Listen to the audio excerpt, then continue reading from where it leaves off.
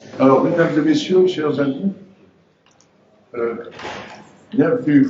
Merci d'être venus. Et au nom de l'Orthomate et de la Fondation Collège Universitaire Pédulant, je suis très heureux d'ouvrir cet événement sur le thème des soins des troubles du stress post-traumatique pour les victimes de la traite des êtres humains.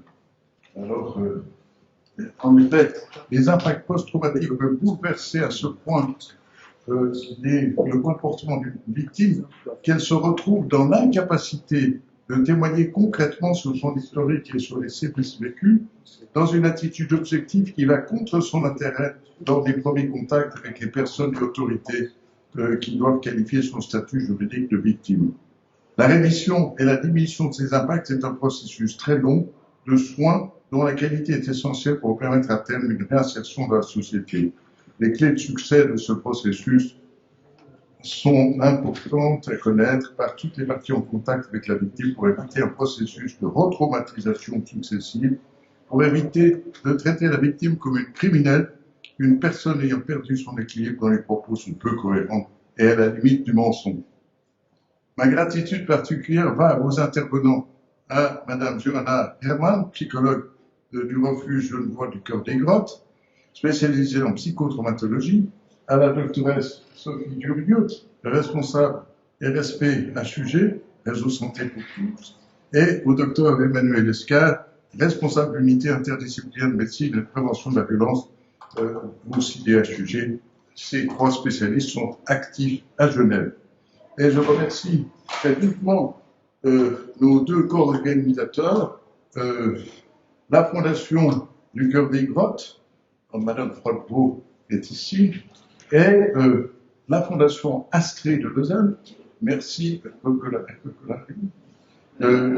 et ses représentants qui sont parmi nous ce soir, ainsi que, évidemment, le Centre social protestant, pour répondre à vos questions. Ces deux institutions sont clés pour la réhabilitation des victimes et sont concernées par la sensibilisation de nos politiques aux besoins des soins indispensables pour les personnes qu'elles accueillent en relation avec les troubles du stress post-traumatique. Je salue également, et je suis très particulièrement reconnaissant de la présence des représentants des organisations membres du comité de pilotage sur la traite des êtres humains organisé par le département de la sécurité de la population de la santé sous la responsabilité de M. Edouard Sadi, Centre social protestant, la police cantonale, et merci beaucoup aux deux représentants qui sont ici, et encore félicitations pour l'événement que vous avez organisé il y a un mois à la Praille.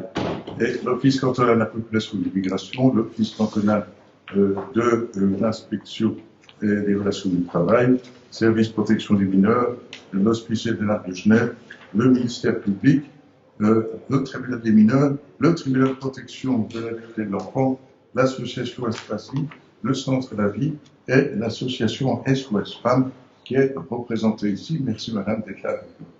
Alors, ainsi que toutes les autres organisations, dont le bureau de coordination de l'OIM, l'Organisation internationale de l'immigration, avec Madame Claire Coteau-Vessi, qui est venue exprès de Berne pour cette réunion, et je suis enchanté de la voir, d'être reconnaissant de sa participation. Je vous souhaite donc une belle et intéressante soirée de réseautage entre vous et un grand profit de poser des questions à ces trois spécialistes. Et maintenant, je voudrais donner la parole tout de suite à Madame Johanna Hermann du Cœur des Grottes à Genève. Merci une fois. Bien, bonsoir à tous. Je pense que vous m'entendez bien. Comme l'a dit Monsieur Vetter en introduction, je suis psychologue responsable au sein du foyer du Cœur des Grottes, ici à Genève. Le Cœur des Grottes, c'est un foyer d'hébergement, pour ceux qui ne le connaissent pas. C'est un foyer d'hébergement qui accueille des femmes et des enfants victimes de violences, et plus particulièrement des violences domestiques, des victimes de violences domestiques et des victimes de traite des êtres humains. On accueille environ 40 femmes et 35 enfants. Voilà, avec à peu près un tiers de femmes victimes de traite en général. Vu que j'ai l'honneur d'ouvrir cette intervention, je vais commencer peut-être par définir un petit peu la traite en quelques mots, simplement pour qu'on sache tous de quoi on parle. Donc la traite a été définie par le protocole de Palerme, qui est un petit peu indigeste. Enfin, je trouve que la définition est un petit peu indigeste, donc je vous donne juste les 3 points essentiels. Donc elle est définie par une action, comme par exemple le recrutement, le transfert ou l'hébergement, un moyen de contrainte, comme la menace, la force ou la tromperie, et puis un but qui est l'exploitation. Nous, au foyer du Cœur des Grottes, on accueille des femmes victimes de 2 types d'exploitation, qui sont la prostitution forcée et l'exploitation par la force du travail. Puisqu'aujourd'hui, on va parler spécifiquement de troubles de stress post-traumatique, je vais vous présenter un cas qui est en réalité plusieurs cas, mais voilà, qui va me servir d'illustration pour vous parler un petit peu plus de ce truc. Donc, je vais vous parler d'une femme qui est d'origine africaine et qui a vécu donc, dans son pays et dans lequel il y a eu une guerre civile a éclaté il y a quelques années. Elle a malheureusement dû fuir et dans le cadre de sa fuite, elle a vécu dans la rue et dans cette errance, elle a rencontré une femme qui lui a promis qu'elle l'emmènerait pour faire du mannequinat en Afrique du Nord. Évidemment, dans la situation dans laquelle elle était, elle ne voyait pas tellement d'autres possibilités, donc elle l'a suivie. Et en arrivant en Afrique du Nord, elle a subi l'exploitation. Elle a eu une chance, malgré tout, c'est de rencontrer une personne qui a pu la sortir de ce réseau. Et par un biais un petit peu confus, elle est arrivée à Genève. En général, les victimes sont amenées par la BTPI, très souvent, mais dans cette situation-là, elle a rencontré quelqu'un dans la rue qui l'a menée vers une association pour migrants, et c'est cette association-là qui nous a contactés. Quand elle est arrivée, elle était en crise, en état de stress très grand, avec des symptômes très, très, très sévères. Et parmi ces symptômes,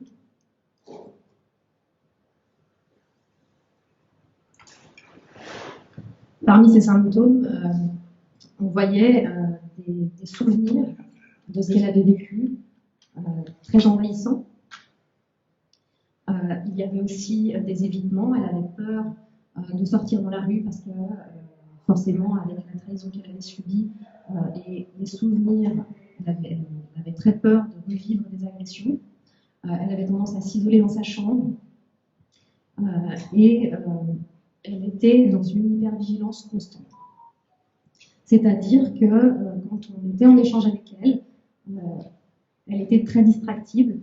Elle pouvait, par une personne qui passe ou par un bruit, tout à coup se rigidifier ou regarder sur le côté. Voilà, en tout cas, elle était dans ce qu'on appelle en hypervigilance. Ce que je vous dis là, ça concerne une femme et ça concerne quasiment toutes les femmes du Cœur des Grottes. Et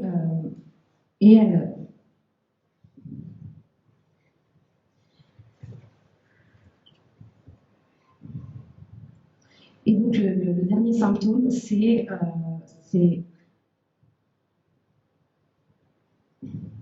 excusez-moi.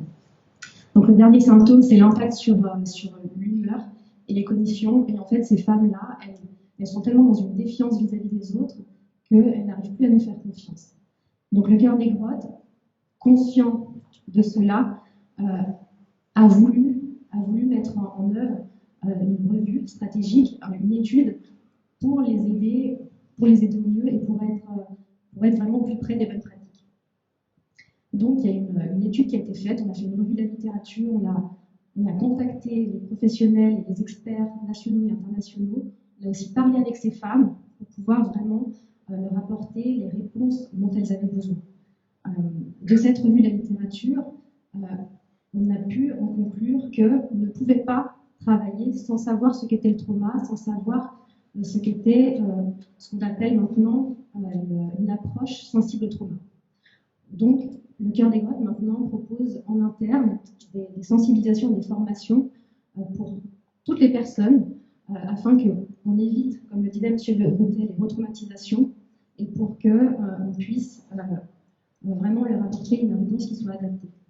On est sorti de cette revue aussi un modèle d'accompagnement qu'on a appelé le modèle SSD et qui est en 3 étapes. La première étape, c'est la plus importante, c'est la sécurisation. Quand on accueille les femmes, on sait qu'il va falloir, en tout cas notre objectif principal, c'est qu'elles se sentent en sécurité. Donc on les accueille et notre but premier, c'est de leur, non pas de leur dire qu'elles peuvent nous faire confiance, mais de le leur prouver. Et on leur prouve en ayant une attitude constante, en étant extrêmement fiable et en étant authentique dans notre lien avec elles. On veille aussi du mieux qu'on peut à ce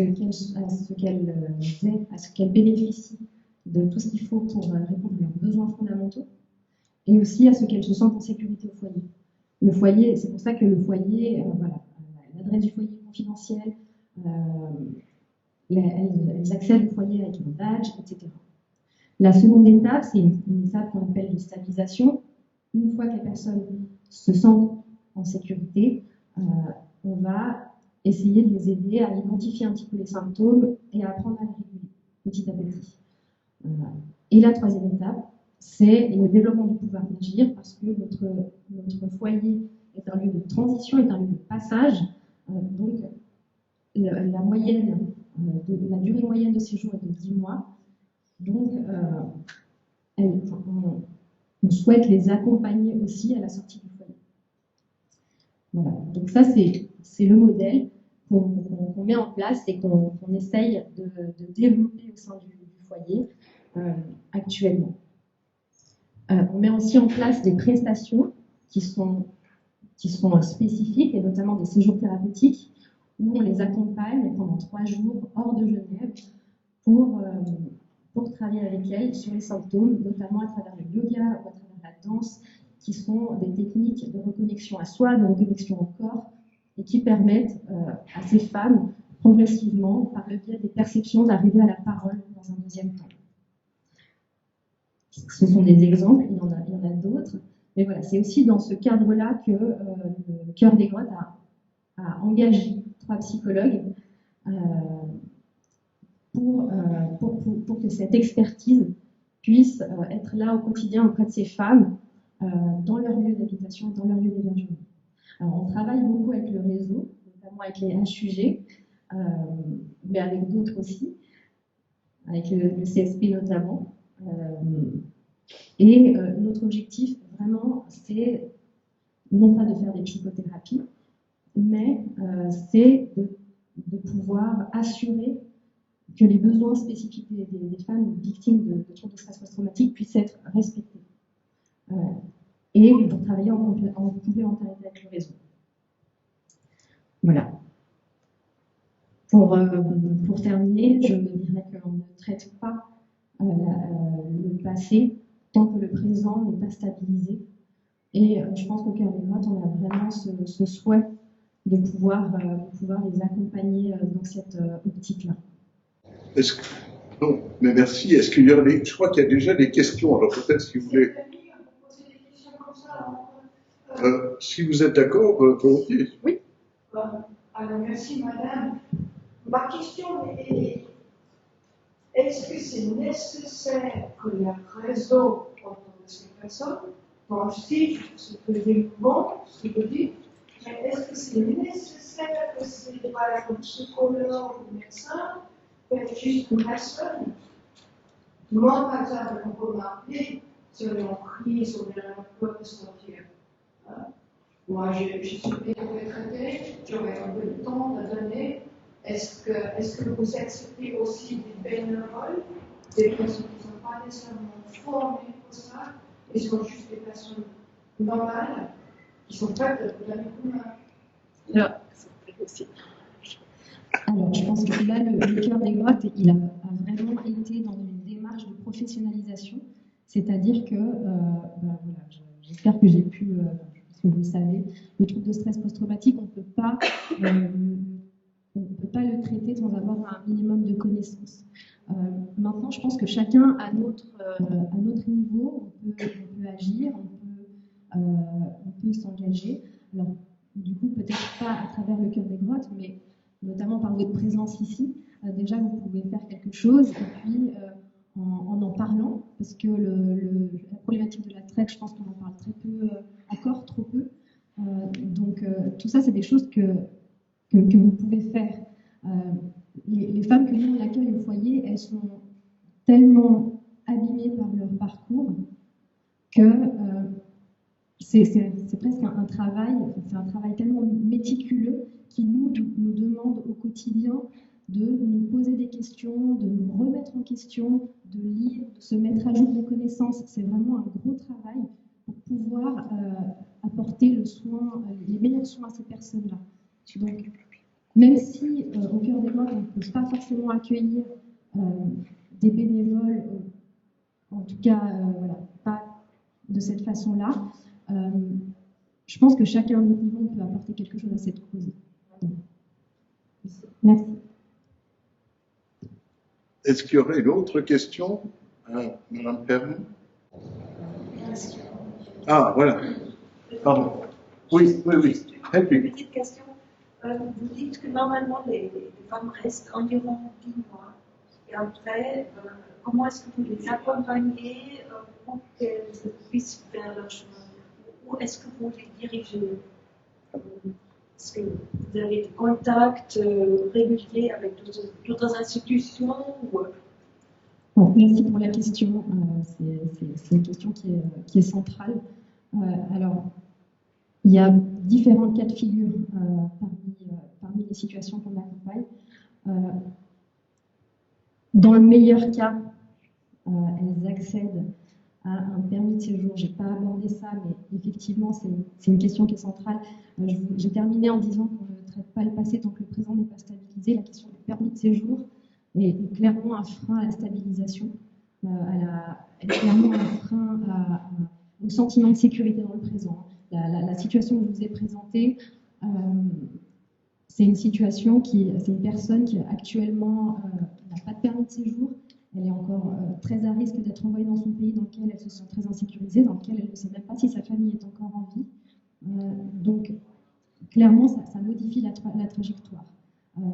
Dans le meilleur des cas, elles obtiennent une possibilité de rester sur le sol suisse et un appartement, et puis dans ce cas-là, on va happy end, comme on dit, entre guillemets, même s'il y a encore beaucoup de travail après.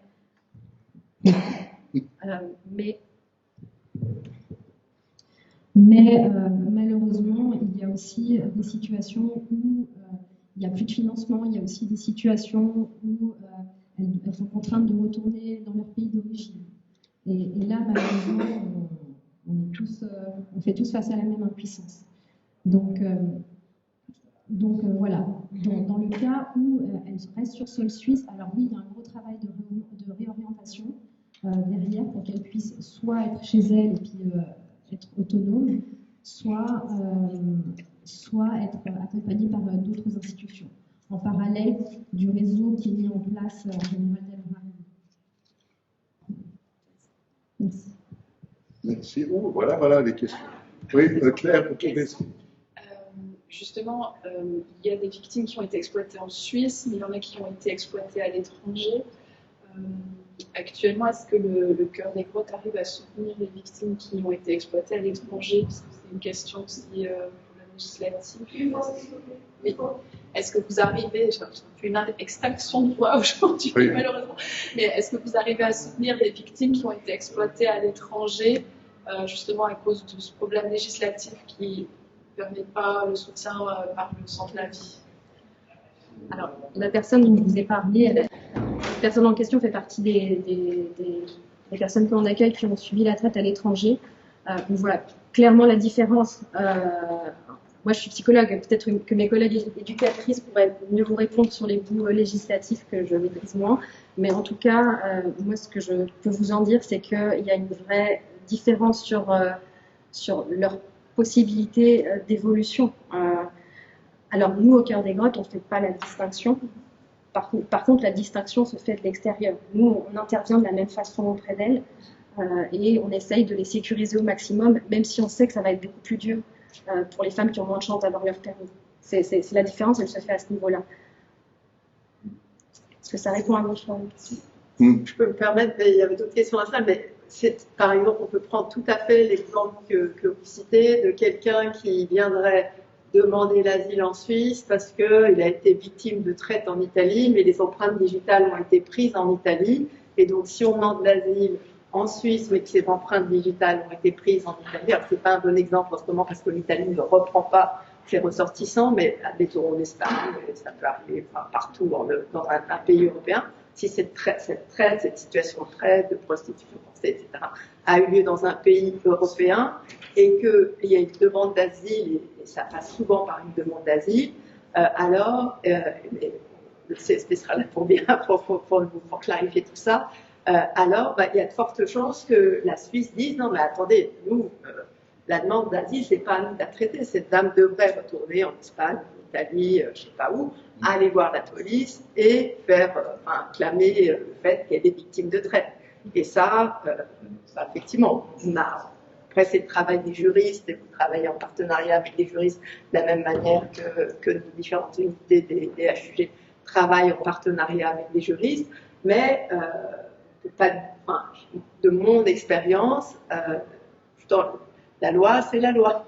Et c'est pas toujours très facile d'obtenir une autorisation de séjour si des empreintes digitales ont été prises dans un autre pays européen, parce que finalement, on dit, en Italie, il y a aussi la police, et on peut aller se plaindre, il n'y a peut-être pas le cœur des grottes, mais il peut y avoir des refuges pour les femmes victimes de traite ou d'autres, ce type de problème. Il y a des psychiatres en Italie, et voilà, et on se retrouve dans des situations extrêmement complexes. Et comme vous le soulignez, et ça, c'est vraiment un des éléments majeurs de votre présentation, c'est de dire qu'il faut de la stabilité ici pour pouvoir travailler sur le passé et se projeter dans l'avenir. Et quand tous les jours, vous attendez dans votre boîte aux lettres une réponse du secrétariat d'État aux migrations ou de l'Office français de la population qui est en train de traiter votre demande, ça, c'est pas de la stabilité. Hein, et ça peut durer des années. Moi, j'ai des patients, ça fait 2 ans qu'ils attendent leur première réponse.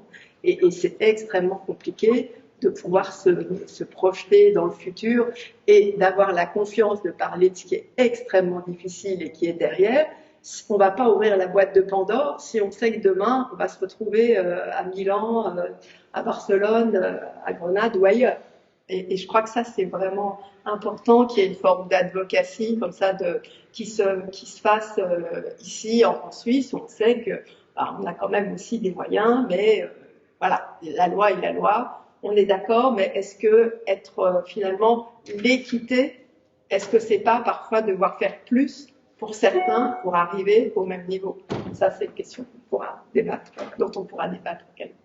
Oui, merci beaucoup. Il y avait une question du Centre social protestant. Oui, alors je suis désolée si ma question est un peu naïve. Alors j'ai commencé il y a 6 mois, donc je suis aussi en train de prendre l'outil et je me posais la question par rapport à nous on fait la détection, donc on nous appelle à une line.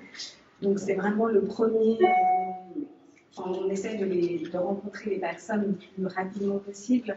Et je me demandais justement, comme vous disiez, on ne peut pas vraiment, on ne traite pas le passé tant que le présent n'est pas stabilisé, mais nous on a besoin des éléments en fait, du passé pour pouvoir faire cette demande qu'on appelle de rétablissement et réflexion à l'UCPM.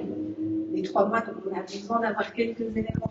Comment, peut-être qu'on avait déjà parlé par rapport à cette collaboration entre, est-ce qu'on on doit avoir quand même quelques éléments pour pouvoir avoir une demande avant, en fait, avant de pouvoir avoir une consultation psychologique. Parfois, ça prend vraiment beaucoup de temps. Voilà, c'est juste. Alors, clairement, on voit chez les personnes qui viennent, quand elles sortent des réseaux de traite, elles doivent raconter leur parcours.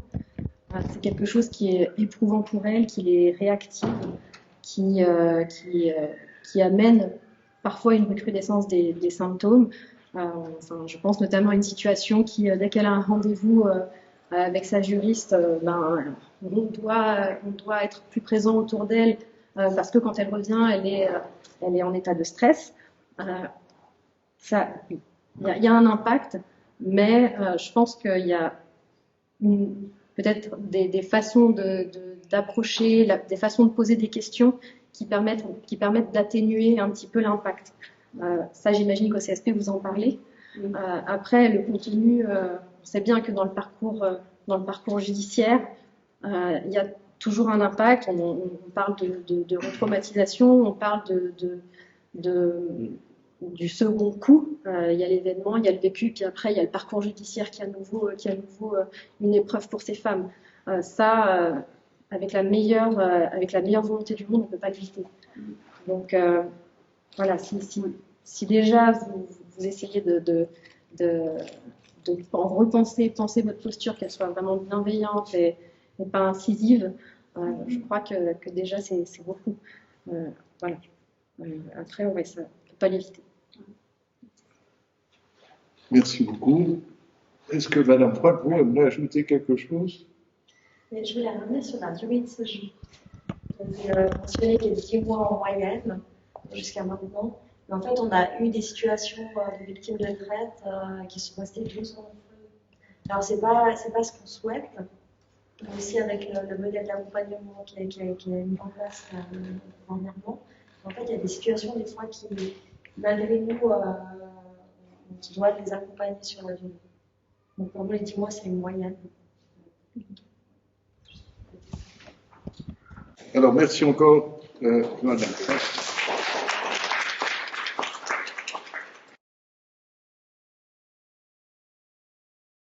Avant d'arriver, je me disais, mais la traite, qu'est-ce que c'est finalement? Vous avez donné une très bonne définition. Et puis je me disais, mais dans l'imaginaire collectif, la traite des êtres humains, on pense à l'esclavage, etc. Et je pense que certains d'entre vous reconnaissent Koh-Kang-Stock, 1958 quand même. Hein. Alors complètement, j'ai pris celle-ci plutôt qu'un autre qui était vraiment très très colonialiste. Mais j'ai pris ça comme gars pour illustrer le début.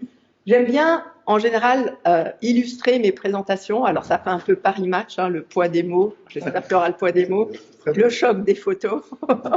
Mais je pense que c'est important. Et surtout, moi, je dis ça, donc en fait, je suis médecin, je suis responsable, Michel Veut a dit, du réseau Santé pour tous, qui est un peu un réseau au sein des HUG qui fédère les différentes structures qui s'occupent de personnes migrantes et précaires. Mais surtout, je suis responsable d'une structure qui s'appelle le Programme Santé Migrants, au sein d'un service qui est le service de médecine de premier cours, dont fait également partie Emmanuel Escar, qui parlera après moi. Et ce service de médecine de premier cours, en fait, il a été créé pour offrir des soins de médecine générale, finalement, à des populations précaires, des populations qui ont difficilement accès à la médecine générale pour diverses raisons. Les sans-papiers, par exemple, parce qu'ils n'ont pas d'assurance et que c'est compliqué de trouver un médecin qui accepte de vous prendre sans payer. Les demandeurs d'asile et les réfugiés qui sont les patients suivis au programme Santé Migrants parce qu'il y a la barrière de langue, parce qu'il faut un certain nombre de compétences spécifiques, et, connaître les procédures, ça bouge beaucoup, l'asile, etc. Et puis, Emmanuel parlera de sa structure, c'est pas moi qui vais parler à sa place. Donc, je fais partie de ça. Et puis, là, peut-être ma deuxième spécificité, c'est d'avoir non pas une spécialisation en médecine générale, mais en santé publique. Je suis formée en santé publique et du coup, j'aurais peut-être à la fois, je vois comme des patients et j'entends les histoires de tous les patients, pas de tous, mais de beaucoup d'histoires complexes de patients qui sont suivis dans notre unité, et l'an passé on a fait à peu près 24 000 consultations entre les médecins et les infirmières, donc on a quand même du volume de consultations. Donc finalement, moi j'ai voulu intituler cette présentation « Soigner les victimes de traite dans un contexte de médecine de premier cours, pour qui et comment ?» Et on va aller à la suivante. Merci beaucoup. Alors, pour moi, c'était important de revenir à cette définition. Alors, il y avait Hergé, d'accord, vous avez donné votre définition. Elle est finalement ici, c'est pratiquement la même. Et c'est la définition selon le Haut Commissariat aux droits de l'homme des Nations Unies. Et ce qui m'intéressait, c'était de dire, et les mots notamment que j'ai mis en gras, le recrutement, le transport, le transfert, l'hébergement, l'accueil de personnes par la menace de recours ou par la menace de recours à la force, ou à d'autres formes de contraintes, d'accord, par enlèvement, fraude, tromperie, etc., ou par l'offre ou l'acceptation de paiement ou d'avantages pour obtenir le consentement d'une personne ayant autorité sur une autre aux fins d'exploitation. Donc c'est une définition très, très juridique, hein, mais c'est quand même assez explicite. Et puis, on définit ensuite ce qu'est l'exploitation, et j'aime bien le au minimum, et c'est ce qui va ouvrir mon propos après. Au minimum, l'exploitation de la prostitution d'autrui ou d'autres formes d'exploitation sexuelle, le travail, les services forcés, l'esclavage, les pratiques analogues à l'esclavage, les servitudes ou le prélèvement d'organes. On va pas en parler, mais c'est vrai que il y a de temps en temps des histoires de procès, notamment il y avait eu il y a quelques années un procès assez retentissant avec des médecins turcs qui allaient au Kosovo, qui enlevaient des organes, qui les transplantaient à des gens qui voulaient se faire greffer un foie, un rein ou autre chose en Turquie, plutôt un rein parce qu'on peut survivre avec un rein, on a plus de peine à survivre sans foie, donc on a là. Et puis vous avez évidemment la définition qui est là. Je vous laisse passer la suivante.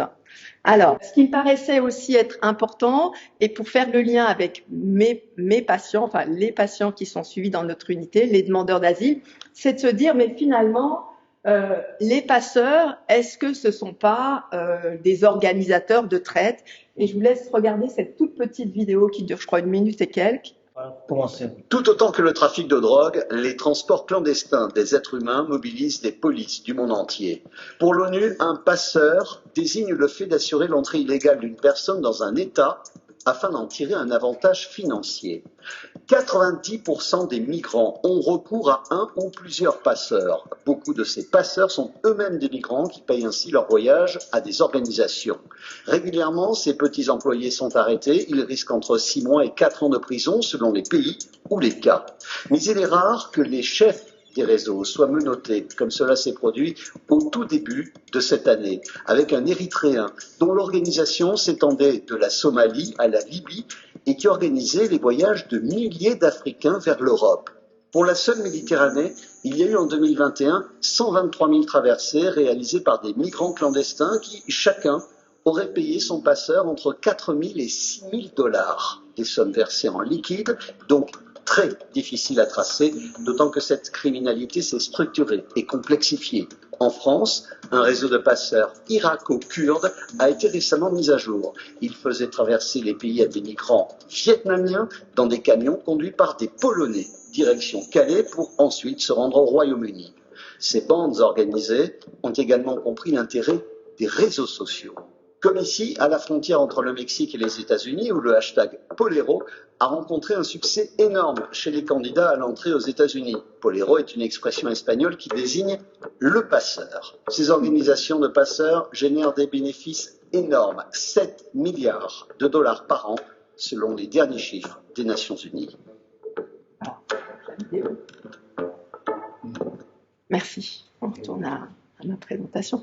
Donc, effectivement, moi, j'avais envie d'élargir le propos parce que des victimes de traite à proprement parler, telle qu'on l'a définie ou telle que vous l'avez définie, et on a quelques patients qui sont au cœur des grottes, on a eu quelques patients qui sont suivis par le service traite, si je peux appeler ça comme ça, du CSP, mais finalement, et je pose la question, on peut aller à la dia suivante, c'est est-ce que finalement, la majorité des demandeurs d'asile hors Ukraine, pourquoi hors Ukraine, et j'aurais dû mettre, pas bref, une sorte de petite faute d'orthographe, ne sont pas plus ou moins des victimes de traite parce qu'ils ont tous été aux mains des passeurs. Pourquoi j'ai mis hors Ukraine, c'est que vous savez sans doute que pour les migrants, enfin les personnes d'Ukraine qui ont fui la guerre, c'était finalement extrêmement c'était douloureux de quitter le pays, mais extrêmement simple de venir en Europe. Hein. Il y avait les trains étaient gratuits à partir du moment où on franchissait la frontière, une frontière européenne, enfin une frontière de l'Union européenne.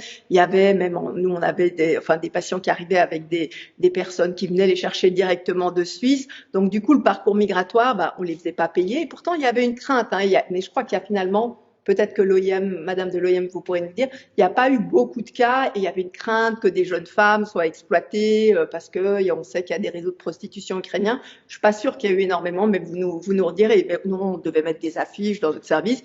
Mais finalement, on se disait entre nous, mais toutes ces autres jeunes femmes ou ces jeunes gens qui sont passés aux mains de passeurs, qui ont dû payer de leur corps, souvent les femmes, pour pouvoir continuer à pouvoir aller plus loin, etc. Est-ce que finalement, ce ne sont pas des victimes de traite au sens large? Moi, j'en suis persuadée, mais je pose la question. Je voulais aussi partager avec vous cet article qui est paru récemment dans la revue Le Lancet, qui est une revue médicale qui date de plus de 200 ans, qui est très prestigieuse, qui est signée de Didier Fassin, dont vous avez peut-être déjà entendu le nom. C'est à la fois un médecin et un sociologue, qui est professeur actuellement au Collège de France, mais aussi dans une université américaine. Et il a signé ce papier, donc je pense que vous lisez tous plus ou moins l'anglais. Hein. La violence aux frontières, c'est une problématique de santé publique. Alors, d'une part, j'aime bien Didier Fassin, j'ai beaucoup aimé les livres qu'il a écrits, et d'autre part, comme spécialiste en santé publique, ça me touche particulièrement. On peut aller pour la suivante. Voilà, et donc l'illustration, c'est ça. Et il décrit un certain nombre de cas, et je voulais vous décrire un cas de cette très courte présentation que j'avais oublié au papier. Donc, il a fait 90 entretiens, Didier Fassin et sa collègue Anne-Pierre Desfossés ont fait 90 entretiens à la frontière à Briançon, en fait, qui est un des lieux de passage entre l'Italie et la France. Et donc, ils ont collecté 90 biographies. Et il dit, je prends l'exemple d'un homme du nord du Nigeria qui raconte qu'il avait quitté son pays 2 ans avant, donc 2 ans avant pour arriver à la frontière de Briançon, après une attaque du groupe terroriste Boko Haram, qui avait décimé sa famille. Alors, il dit, dans le Sahara, le pick-up qui transportait les 24 passagers s'est cassé. Pendant 3 jours, ils ont été laissés sans eau et j'imagine sans nourriture. Il était avec son enfant. L'enfant est mort il y avait un bébé de 2 mois. Et le bébé est mort évidemment de soif. À 2 mois, on tient pas 3 jours. Plus tard, il a été aux mains de ces gangs en Libye. Vous avez peut-être entendu parler de ces gangs de passeurs en Libye qui prennent les gens, qui les capturent, qui les maltraitent et qui les maltraitent en direct, et qu'on peut dire qui les torturent en direct pour racketter les familles. Et finalement, les familles, torture en direct. Et puis, c'est des réseaux. Vous avez vu tout à l'heure, on a dit quoi, 7 milliards, c'est extrêmement subtil parce qu'on ne demande pas des 1000 et des 100 aux familles. On dit rassembler $2000. $2000, toute la famille se cotise, on y arrive. Mais fois X, on parvient à des sommes aussi importantes. Après, il dit, c'est un des geôliers l'a poussé contre le sol, il s'est cassé la jambe. Pendant 2 mois, il avait extrêmement mal, mais il n'a jamais pu aller à l'hôpital. Et puis, voilà, et puis finalement, ça s'est réparé tout seul, mais il a une patte de travers, etc. Donc, vous voyez, les récits, c'est ça. Et finalement, cette personne-là, ce monsieur, je pense pas qu'il va pouvoir dire qu'il a été victime de traite. Très probablement, il demandera l'asile en France. Est-ce qu'il aura l'asile comme Nigérian? Encore faut-il qu'il prouve que sa famille a été décimée par Boko Haram, et c'est pas certain. Actuellement, la Suisse, par exemple, pour les Nigérians, il y a très peu de renvois, il y a très peu d'acceptation de personnes du Nigeria. On considère que c'est un peu le bazar au Nigeria, mais ma foi, pas plus que ça. Peut-être qu'en étant victime de Boko Haram, mais il va falloir le prouver. Donc vous voyez, on est là-dedans, dans un setting où finalement, il y a des victimes de traite au sens légal du terme tel qu'on peut le défendre, et vous faites un excellent travail au CSP et avec toute la coordination victimes de traite dans le canton et en Suisse d'une manière générale. Mais finalement, et moi j'ai vraiment envie de partager ça avec vous, je pense que les victimes de traite, ce sont aussi les demandeurs d'asile et qui vont pas être jugés en tant que tels ou considérés, leur demande d'asile va pas être considérée à cette aune-là. La suivante, s'il vous plaît. Se dire aussi que effectivement ce parcours de ces demandeurs d'asile qui sont aussi victimes de traite, il est très dépendant de la géopolitique. On a vu quand même que, et je trouve que c'était tellement bien, pour ces patients ukrainiens qui arrivaient, ils pouvaient arriver en moins de 48 heures, ils étaient de l'Ukraine en Suisse, dans un pays d'Europe, et ça permettait vraiment de pouvoir prendre en charge les problèmes de santé, qu'ils soient physiques ou mentaux, de manière précoce, et ça c'était une très bonne chose. Par contre, quand on met 2 ans, et on va en parler avec Emmanuel, on a déjà quitté son pays parce que c'était Boko Haram, on est déjà traumatisé.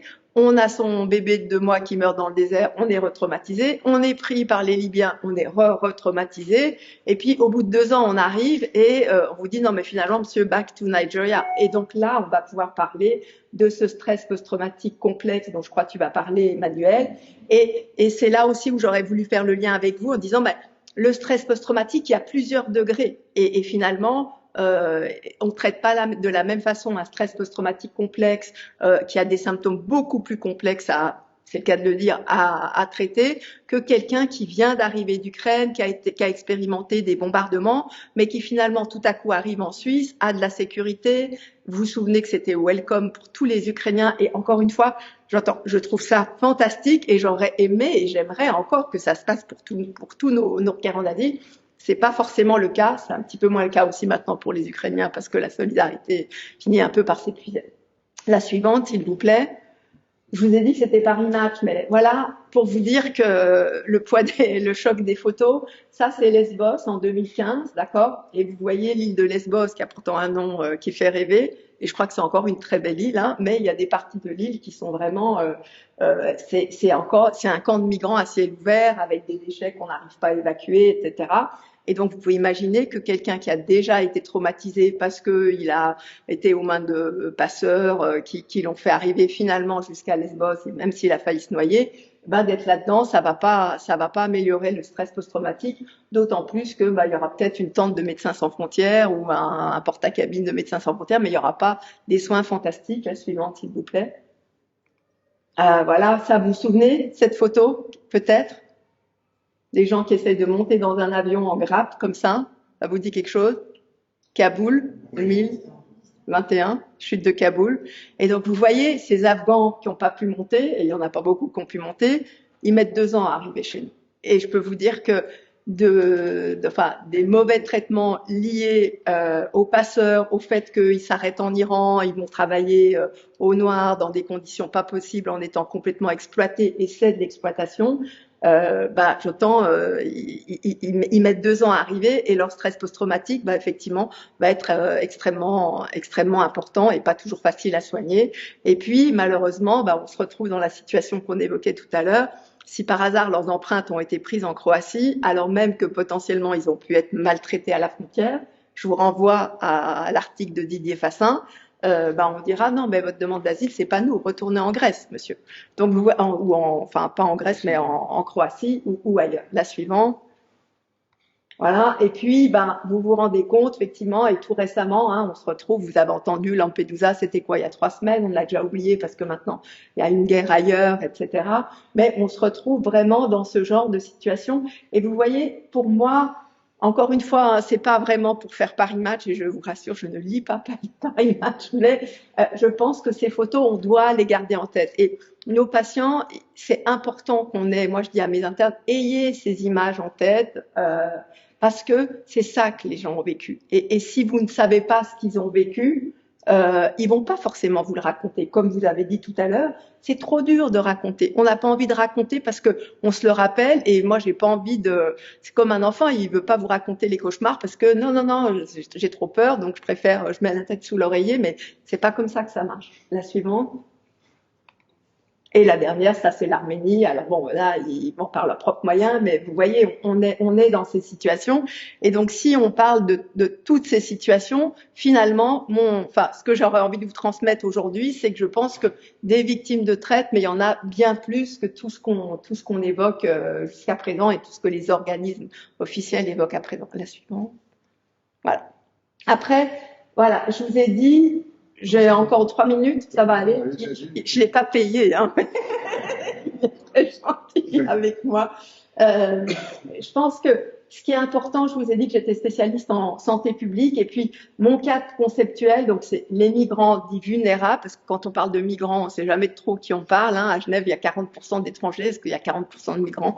On n'en sait rien, mais moi je pense qu'il faut plutôt parler, quand on parle de la santé des migrants, on parle plutôt de la santé des migrants les plus vulnérables, les sans-papiers, les demandeurs d'asile, les personnes victimes de traite qui sont pas dans la demande d'asile, etc. Et puis l'objectif en termes de santé publique, c'est de se dire que On va essayer de diminuer l'excès de mortalité et de morbidité. Donc, ça veut déjà dire qu'on pense que peut-être que les migrants, ils ont plus de problèmes de santé, et notamment les vulnérables, que d'autres. On va essayer de penser, et c'est ce que je vous disais avec mes photos et mes internes, je leur dis, mais pensez aux risques associés à la migration et aux risques de santé associés à la migration. Ça peut être des violences sexuelles, ça peut être le fait que les gens n'ont pas eu assez à manger, ça peut être le fait qu'il y ait, surtout simplement sur le plan somatique, un risque de tuberculose beaucoup plus important, un risque de parasitose plus important.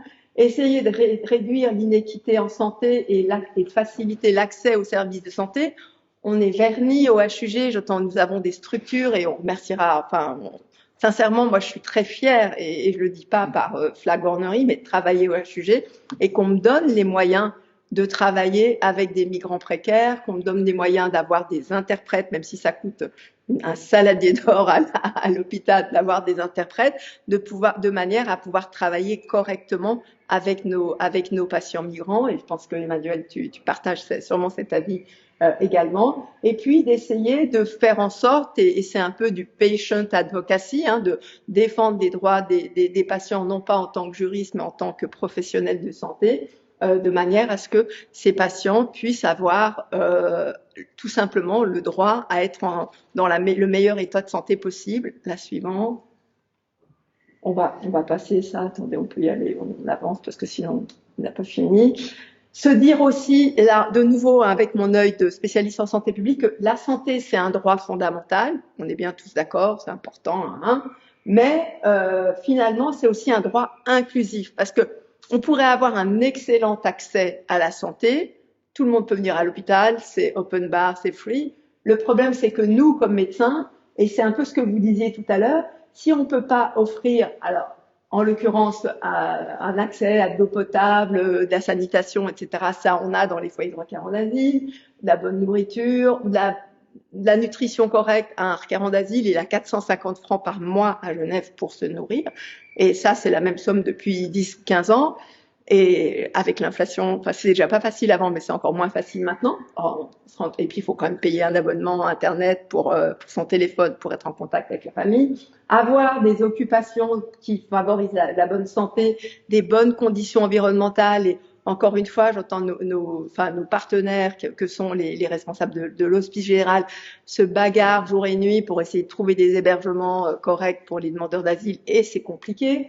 Vous le disiez tout à l'heure, quand on quitte le cœur des grottes, peut-être qu'on va se retrouver une sorte de cocon comme ça, où on est bien environné, on est dans un environnement extrêmement, je dirais, protecteur, bienveillant. Si on se retrouve dans un foyer de requérants d'asile de 500 places, ça sera beaucoup moins vécu comme protecteur, ça sera pas malveillant, mais en soi, ce sera pas extrêmement bienveillant. Et puis évidemment, avoir accès à des informations d'éducation à la santé, etc.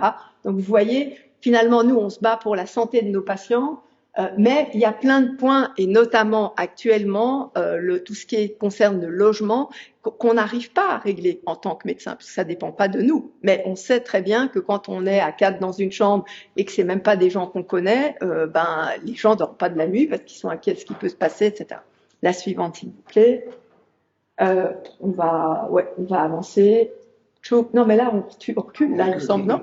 Je vais bien. Je veux pas abuser non plus.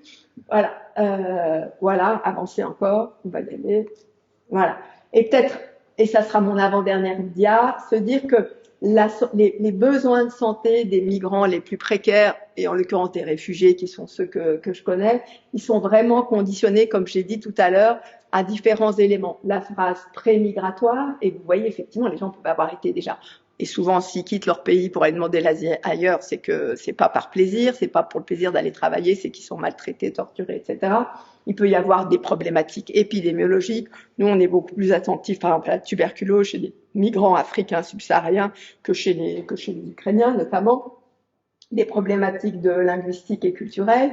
Pendant la phase de mouvement, donc la phase, le parcours migratoire, la violence, l'exploitation, on est en plein dedans. Et à l'arrivée, évidemment, leur statut et leur bien-être finalement, va dépendre des politiques migratoires de chaque pays. Quand on vous dit, non, vous retournez en Croatie, oui, mais là, j'ai été tapée par des gardes frontières croates, ma femme a été violée, etc.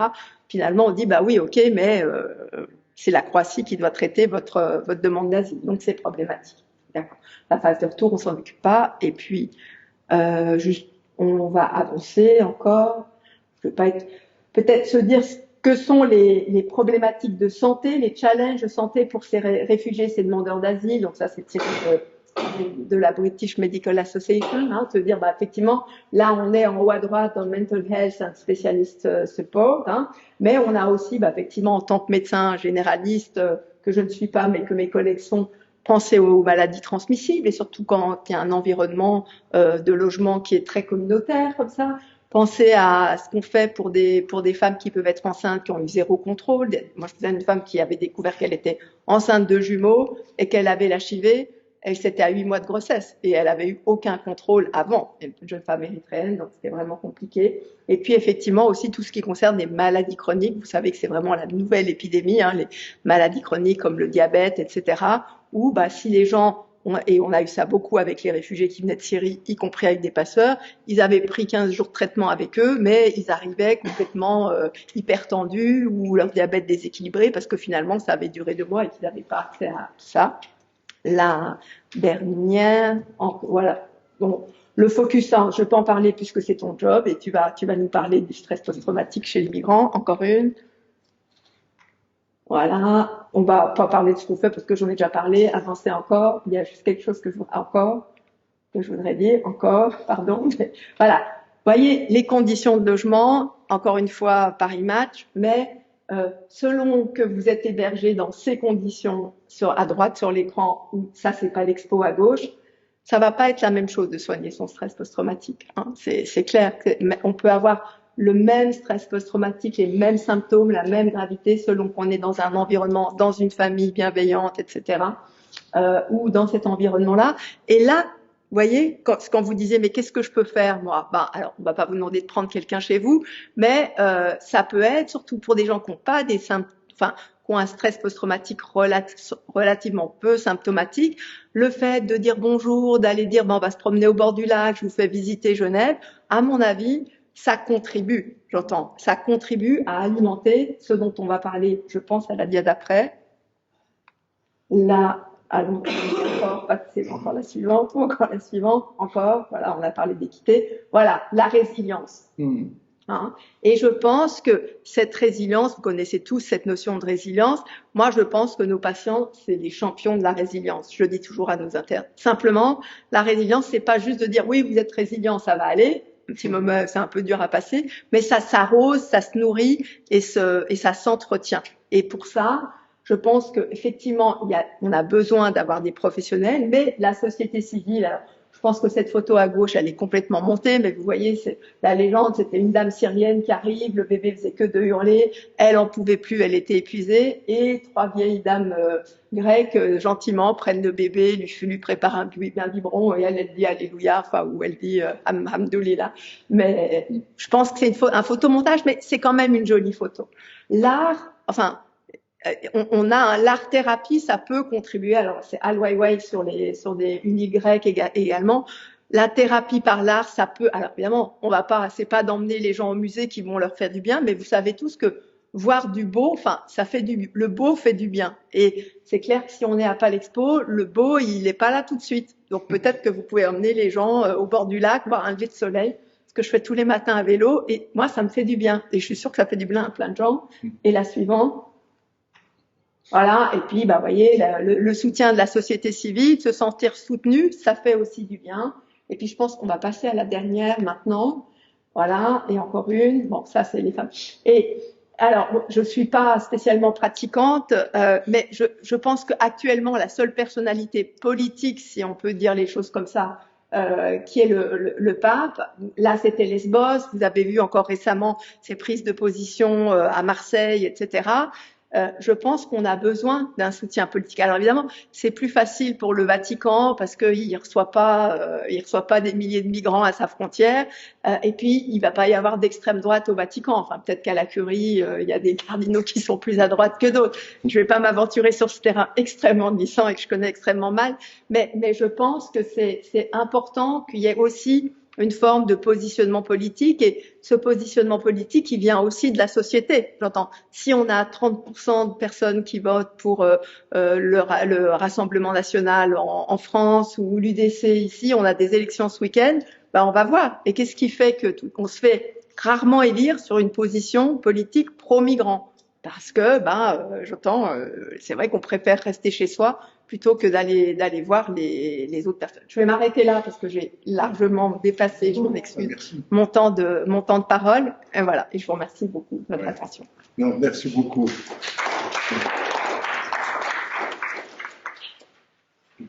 Merci beaucoup, Dr. Dulieu. Et je suis sûr qu'il y a des questions. Alors, soit des questions publiques, soit des questions après pendant la pause. Mais là, de toute façon, ce qu'on pouvait faire, c'est... Est-ce que vous avez une question maintenant que vous allez poser? Oui, Madame Potovetsky. Plutôt une réaction, parce qu'il y a beaucoup de choses qui ont été dites qui m'interpellent aussi. Comme je travaille pour l'Organisation internationale pour les migrations, je voulais confirmer votre sentiment. Il y a eu des études qui ont été faites aussi par l'OIM sur la route migratoire par la Méditerranée, avec aussi des entretiens à l'arrivée en Italie.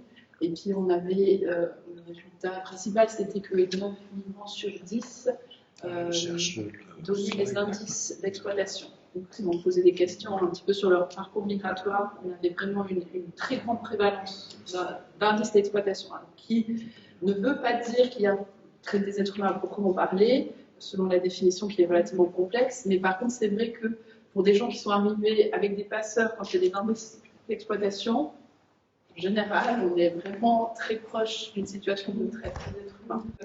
Tant qu'il n'y a pas de canaux de migration de façon régulière, on pousse effectivement les gens à faire appel à ces réseaux de passeurs et on les met en danger. Parce qu'on maintenant, c'est connu aussi qu'il y a tous ces modes d'exploitation. Donc, c'est vrai que c'est un problème effectivement aussi politique et de société parce que justement, surtout dans un pays comme la Suisse, où actuellement il y a un manque de main-d'œuvre qui est avéré,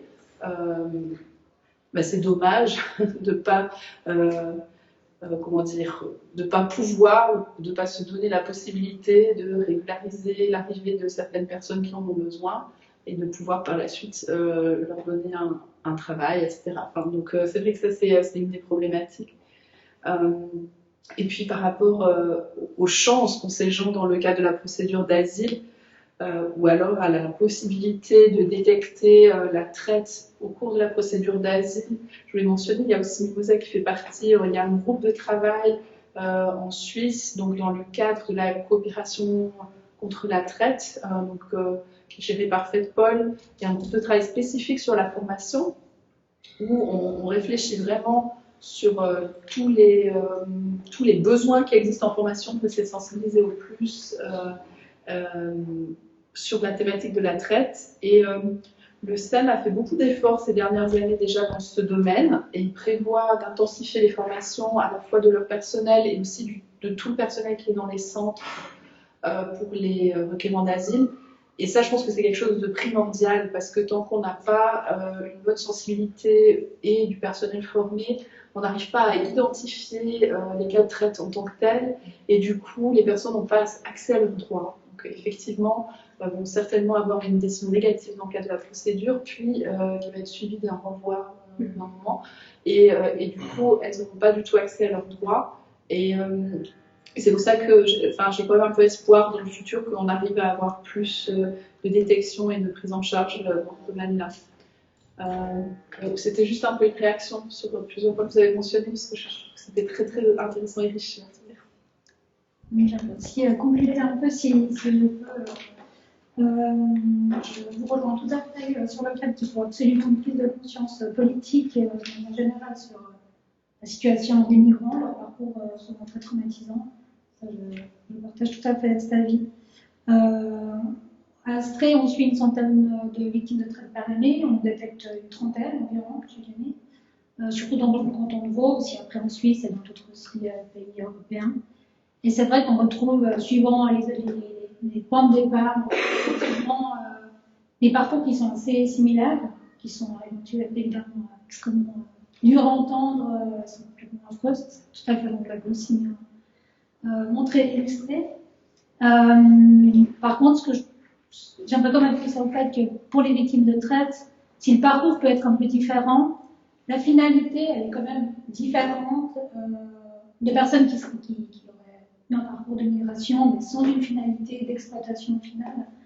Je trouve que la définition de la traite, elle est très claire, parce qu'en fait, dès le début, dès le recrutement, qui est donc une partie de la définition dans les actions, il devrait déjà avoir une idée, en tout cas un but d'exploitation qui est déjà dès le recrutement pour la finalité. Ce qui se passe entre les deux, c'est souvent un parcours migratoire très, très, très compliqué. Et aussi ces moyens de contrainte qui sont utilisés, qui sont aussi un peu une différence parfois des personnes qui migrent dans des conditions horribles, parce que pour rester dans l'exploitation, il y a des moyens de contrainte qui vont être utilisés, qui vont être très très durs. Est-ce qu'il y a un peu une différence aussi en comparaison des personnes qui arriveraient par exemple en Suisse après un parcours compliqué. Et aussi dans cette finalité, je trouve que ça permet aussi de replacer un peu notre responsabilité au niveau de la Suisse. Qu'est-ce qui permet encore aujourd'hui en Suisse, au niveau structurel, qu'on puisse exploiter des personnes.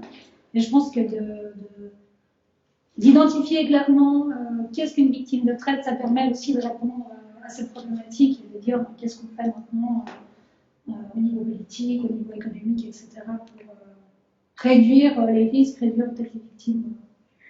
Donc voilà. Merci.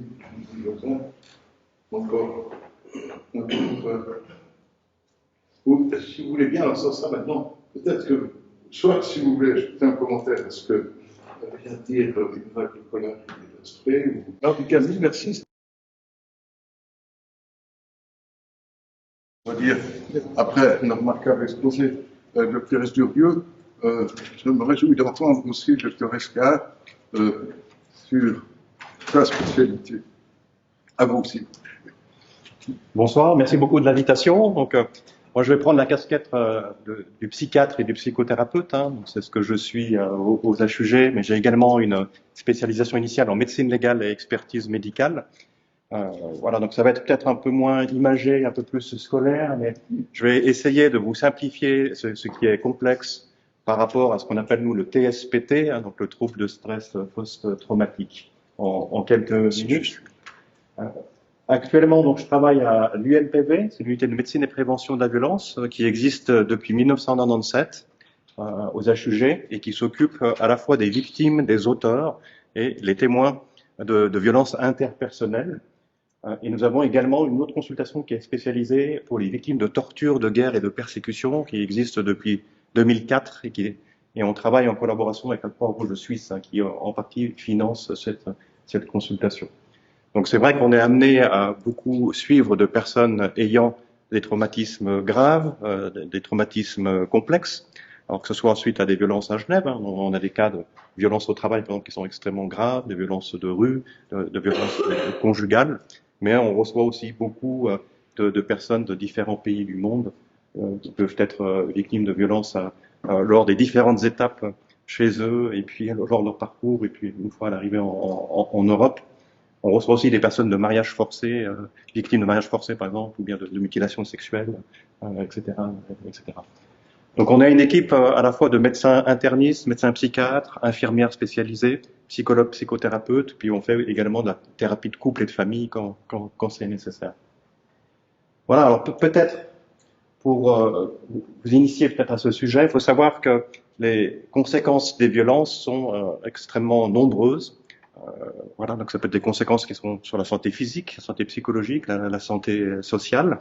Et finalement, le TSPT, que vous retrouvez ici, ce qu'on appelle le stress post-traumatique, c'est une partie de beaucoup de conséquences. Donc peut-être que le premier message, c'est que souvent on nous envoie quelqu'un en nous disant, ben voilà, veuillez traiter madame pour un trouble de stress post-traumatique. Ben, vous vous rendez compte que c'est beaucoup plus complexe que ça. Il va falloir traiter toutes ces conséquences pour pouvoir aussi traiter ce trouble de stress post-traumatique. Si on s'occupe pas de son physique, des problèmes par exemple gynécologiques, l'impact que ça peut avoir aussi sur des maladies chroniques préexistantes ou bien sur sa santé sociale, on va pas pouvoir traiter comme il faut son état de stress post-traumatique. Un exemple, tous les jours pratiquement on reçoit des femmes qui sont victimes de viols, qui peuvent avoir des reviviscences, des flashbacks.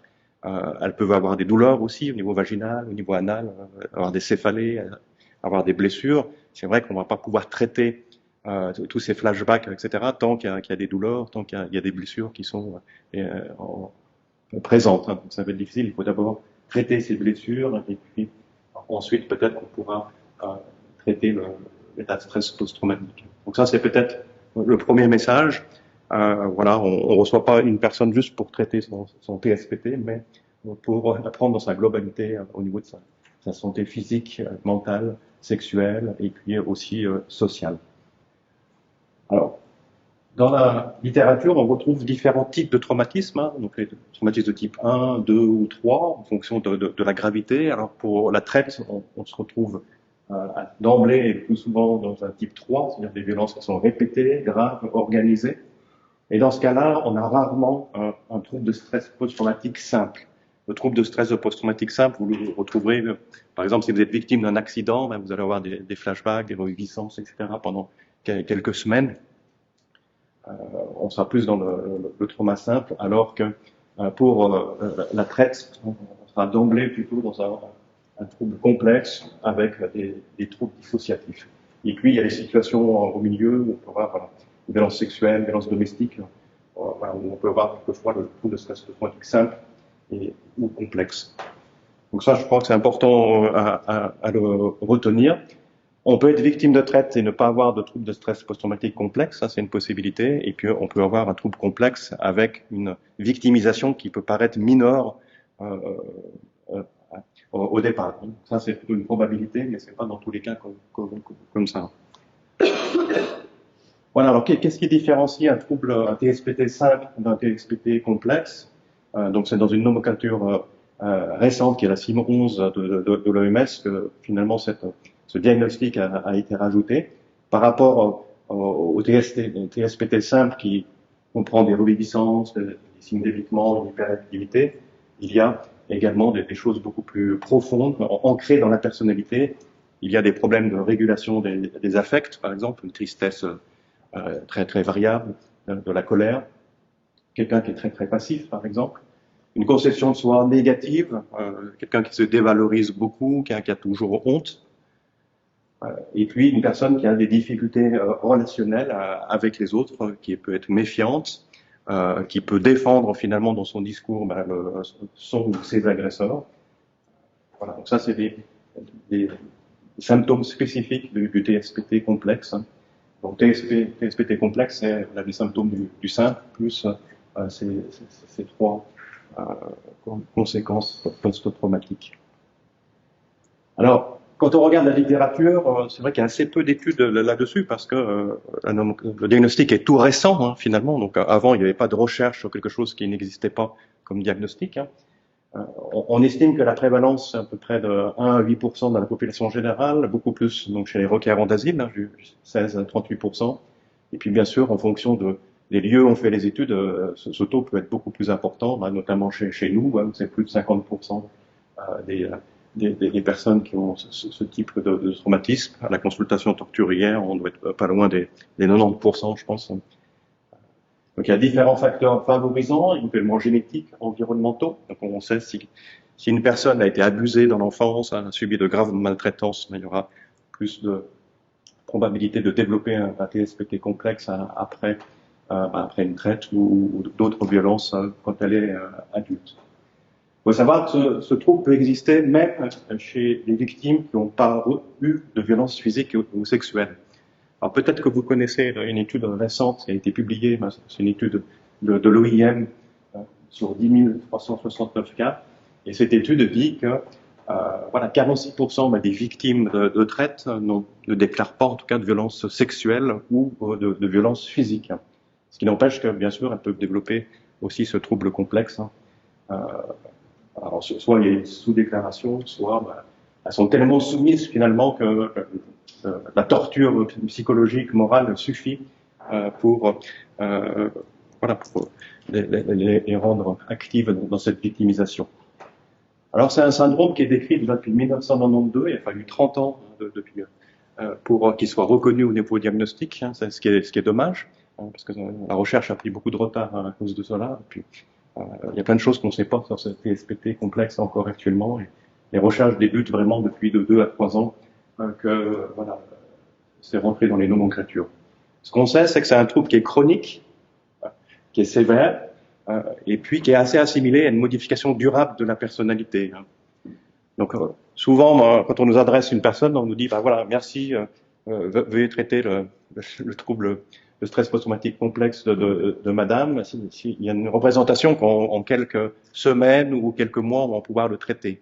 Malheureusement, on n'a pas de baguette magique, et c'est vrai qu'on ne traite pas une modification durable de la personnalité comme ça. Ça prend beaucoup plus de temps, et puis on ne peut pas non plus, ça peut être difficile de modifier cette personnalité. Il est décrit également chez les enfants et les adolescents. Il y a eu quelques progrès aussi dans les diagnostics différentiels. Maintenant, on arrive un peu mieux à distinguer ces troubles de TSPT complexe par rapport à un trouble de personnalité borderline, par exemple, par rapport à des états psychotiques, ou les effets masquants aussi de l'alcool. Chez beaucoup de migrants, peut-être plus chez les hommes qui boivent beaucoup de l'alcool, les conséquences de l'alcool peuvent être confondues, en tout cas peuvent masquer le fait qu'ils aient été gravement traumatisés. Et puis, bien sûr, il y a de nombreux facteurs qui peuvent les favoriser. Vous avez cité les antécédents, mais aussi, bien sûr, des problèmes socio-économiques, différents stress, et puis également des violences agies. Hein. Donc, le TSPT complexe est aussi décrit chez les vétérans. Hein, voilà. Donc, quand on est auteur de violence, on peut aussi avoir un TSPT, soit simple, soit complexe. Hein. Faut pas l'oublier. Alors, dans le TSPT complexe, il y a une plus grande probabilité aussi que ces victimes aient des troubles dissociatifs. Hein. Plus grande probabilité par rapport au TSPT simple. Et voilà, les troubles dissociatifs, voilà, vous avez la définition, c'est la perte des fonctions d'intégration des souvenirs, de la conscience de l'identité, des sensations immédiates, du contrôle des mouvements corporels. Dans nos nomenclatures, il y a plusieurs stades possibles de ces troubles dissociatifs, mais voilà, ce qui nous intéresse peut-être plus aujourd'hui, c'est l'amnésie dissociative et les conséquences que ça peut avoir dans le discours des victimes, et puis dans ce qu'on peut rapporter dans différents comptes rendus ou certificats que l'on doit faire. Une personne peut avoir plusieurs personnalités aussi, hein, en lien avec ces troubles dissociatifs. Il y a différents diagnostics qui ont été rentrés récemment dans la nomenclature. On n'a pas le temps de détailler ça ce soir. Alors, la mémoire traumatique, quelles sont leurs implications médico-légales? Il faut savoir que l'amnésie peut expliquer la révélation tardive des violences, hein, donc c'est quelque chose qu'on voit beaucoup dans notre pratique. Hein, quand on ne s'appelle pas, ben voilà, on ne veut pas forcément porter plainte, et puis voilà, on ne sait pas vraiment qu'est-ce qui s'est passé, notamment s'il y a eu beaucoup de violences sexuelles sous soumission chimique avec l'utilisation de drogue ou de médicaments. La dissociation va avoir un impact important sur la capacité des victimes de faire un récit précis des faits, hein, voilà, par ce biais hein, de l'altération de la mémoire. Et puis les victimes peuvent être tellement déconnectées de leurs émotions qu'elles auront des difficultés à demander de l'aide, à porter plainte, ou elles vont avoir besoin de beaucoup de temps, hein, c'est ce qui a été expliqué par ma collègue en premier, pour pouvoir voilà, être prête éventuellement à assumer une plainte. Et puis, ce qui est plus dangereux, c'est qu'il y a un risque d'utilisation de l'état de sidération, de dissociation hein, dans les procès, pour essayer de diminuer la responsabilité de l'auteur ou pour décrédibiliser la victime. C'est quelque chose qu'on voit beaucoup quand on fait nos rapports puis qu'on va témoigner ensuite en justice. Voilà, quoi. Une victime qui a des troubles psychiques, qui sait pas trop, qui se rappelle pas trop de ce qui s'est passé, ça va être en sa défaveur, mais c'est de manière très générale, hein, pour toute femme victime de viol, encore des grottes vous en recevez, voilà. Il y a des femmes aussi victimes de viol ici à Genève, c'est exactement la même chose. Pour être reconnu, il y a les très bonnes victimes, il y a des très bons auteurs, et puis il y a aussi les mauvais. Voilà, il y a des affaires qui peuvent aboutir plus facilement ou plus difficilement en fonction de cela. Voilà, donc c'est vrai que la méconnaissance de la part des instances qui vont s'occuper, instruire les dossiers, qui vont s'occuper éventuellement juger ces dossiers, vont pouvoir engendrer des hypothèses qui sont erronées, à partir du fait que les victimes peuvent avoir un discours incohérent, manquant de fiabilité, etc. Alors que ces incohérences sont plutôt une conséquence finalement du traumatisme. Donc, voilà, c'est plutôt des éléments en plus pour prouver la crédibilité de ces victimes. Et puis, bien sûr, dans ces cas-là, la procédure pénale ou au SEM, etc., peut s'avérer extrêmement difficile. On l'a dit tout à l'heure, c'est des risques de victimisation secondaire. Et puis, très fréquemment, nous, on a des victimes qui vont mieux, puis dès qu'elles doivent aller au SEM, elles reviennent sur le tapis, très, très, très mal. Et puis, voilà, à nouveau, il y a plusieurs mois de travail à refaire pour qu'elles soient en sécurité, etc. Alors, dans ce TSPT complexe, quelles sont les spécificités plutôt en lien avec la traite, les cas de traite? C'est le fait que souvent ces victimes sont très isolées, finalement. Elles sont déracinées, elles peuvent avoir différentes dépendances financières, dépendances aussi à des toxiques qui sont apparus lors de la traite. Puis surtout, elles ont été souvent beaucoup trahies. Donc il y a un grand sentiment de trahison, parce qu'on leur a promis beaucoup de choses, de l'argent, que tout se passe bien, qu'elles pourraient envoyer de l'argent à la famille, etc. Ça, c'est des choses qu'on voit un peu plus pour ces victimes. Elles ont beaucoup plus peur aussi de représailles, soit sur elles-mêmes, soit sur leur famille, mais aussi sur leurs proches. Ça, c'est des choses qu'on entend pas mal. Voilà, j'ai travaillé pendant plusieurs années avec des copines, avec des amis, et puis j'ai peur que maintenant, si je dénonce elles vont être torturées ou interrogées violemment, etc. Et puis voilà, il y a une loyauté aussi envers les copines qui ont vécu la même chose, par exemple, ou d'autres personnes soutenantes pendant toute cette période. Il y a les difficultés de l'enquête, bien sûr, d'avoir des preuves et une certaine pénalisation des faits avec l'intitulé traite. Comme, voilà, on a parlé encore récemment d'un colloque. Finalement, il y a assez peu de cas de traite qui sont condamnés comme tels, malheureusement. Par rapport aux situations d'exploitation de la force du travail, on peut avoir aussi des symptômes physiques importants, par exemple l'épuisement, des séquelles d'accidents, de brûlures, de douleurs chroniques. Et ça, c'est important, aussi que les médecins internistes, et puis au programme Santé Migrants, vous le faites aussi. Nous, on peut le faire aussi à la consultation torturitaire, où on peut relever toutes les cicatrices, toutes les marques qui sont un peu plus spécifiques du fait qu'il y a eu un abus par rapport au travail. Et c'est des personnes qui peuvent être des fois en incapacité de travail durable, ne veulent plus travailler, ayant peur, n'ayant plus confiance, etc. Par rapport aux violences sexuelles, en tout cas la prostitution forcée, voilà, il y a plus de conséquences. Les maladies sexuellement transmissibles, les conséquences sexuelles, bien sûr. Peut-être plus de peur aussi des hommes, une perte de confiance à tous les niveaux. On en a parlé lors du colloque aussi de l'Overboy, où souvent il y a des violences psychologiques, des violences économiques qui sont rajoutées.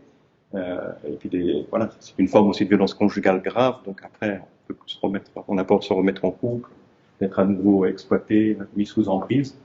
Et puis, dans ces situations de prostitution forcée, il y a beaucoup plus de dépendance aussi d'alcool ou à des toxiques qu'il faut savoir traiter. Et il y a des personnes qui vont très loin dans les conséquences à ces dépendances.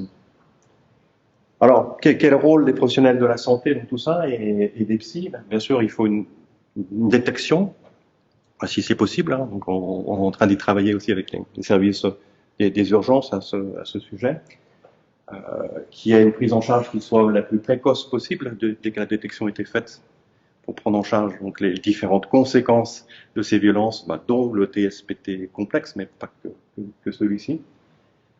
Proposer des traitements urgents, voilà, des éléments de protection, d'orientation vers des structures spécialisées, et puis ensuite peut-être un traitement de réhabilitation va pouvoir commencer dans un deuxième temps, une fois que le traitement de crise a pu être fait.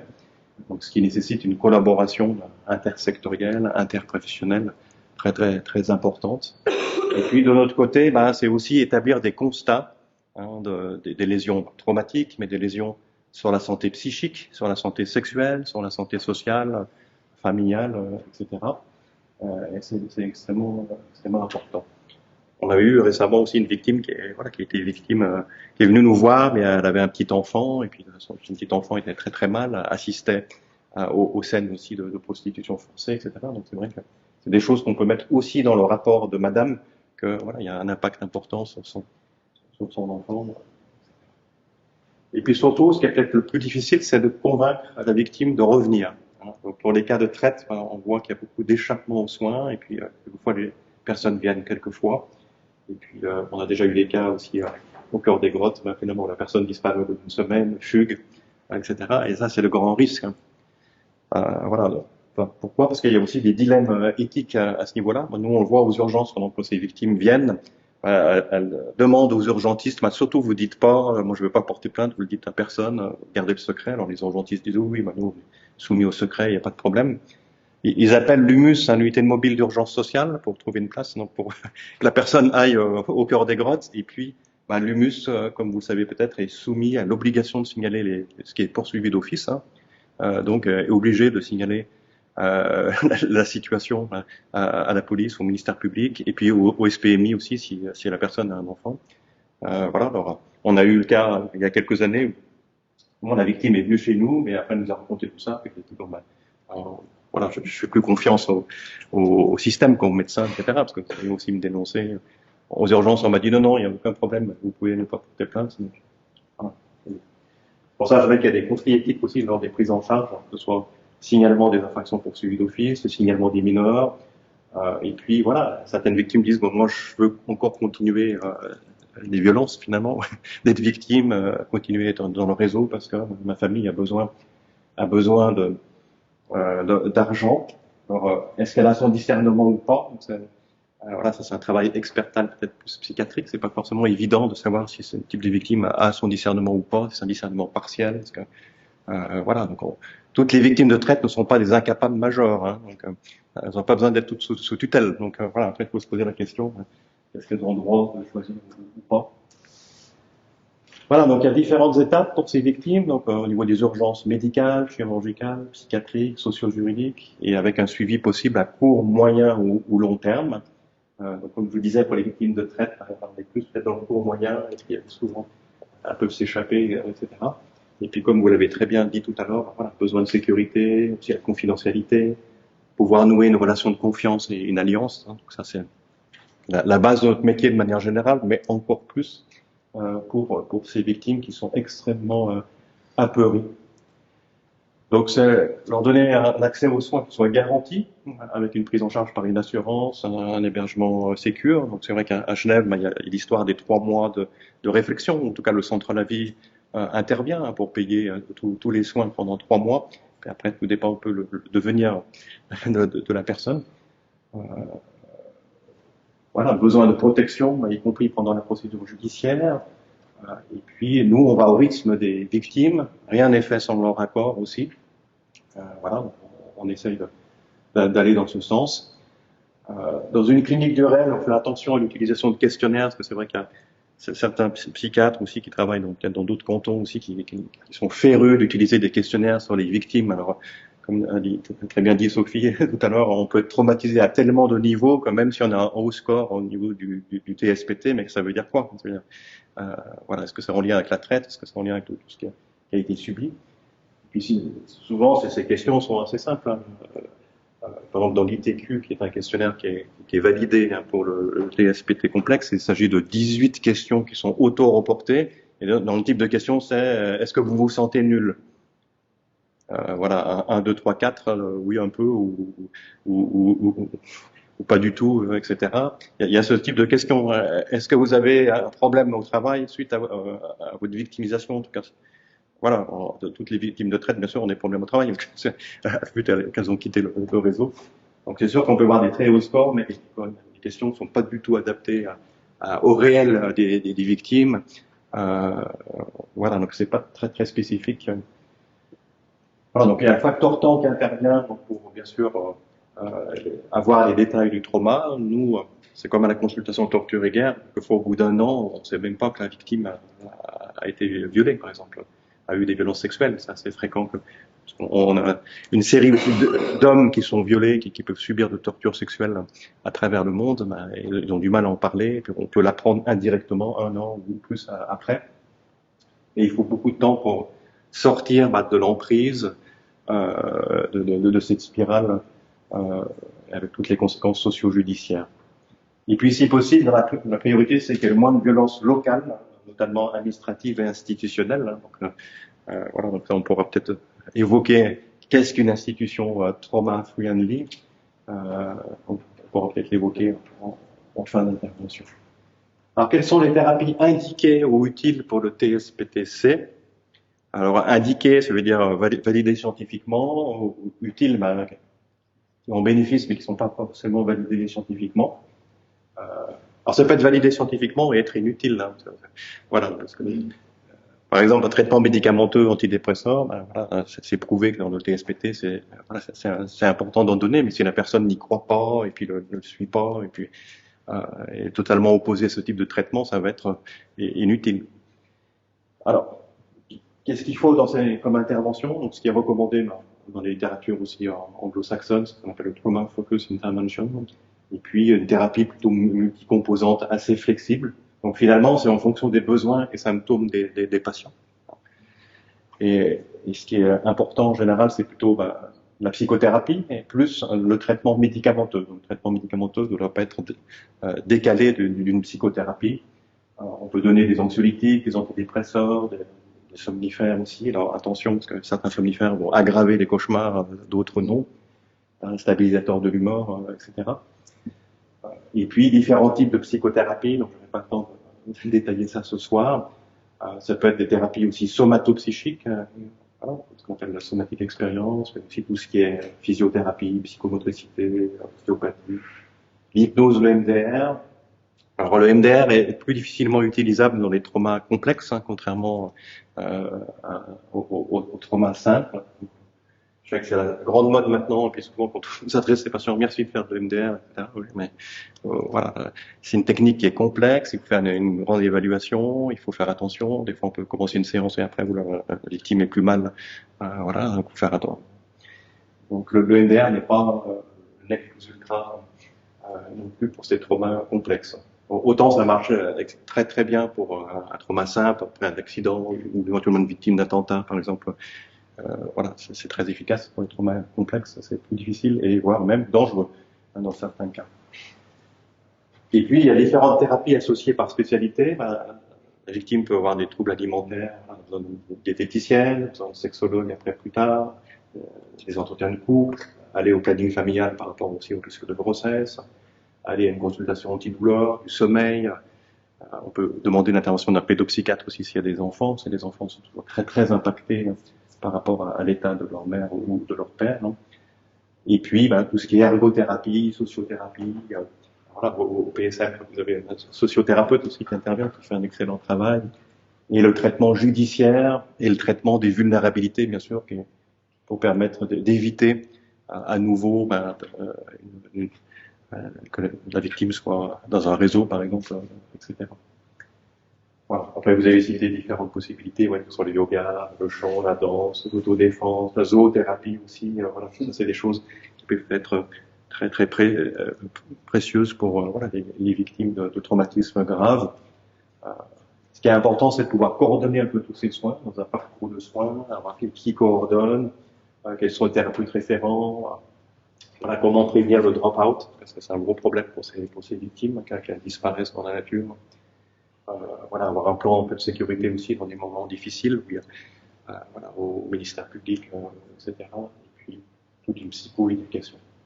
Après la résilience, tu en as parlé. Moi, je voulais juste insister sur le fait que il y a des facteurs d'anti-résilience. Donc ça, c'est la stigmatisation aussi que ces victimes peuvent subir, hein, notamment les femmes aussi qui se sont prostituées. Donc c'est quelque chose qui est bien connu. Et puis les complications, les longueurs administratives, c'est très important. Le soutien familial, associatif, spirituel.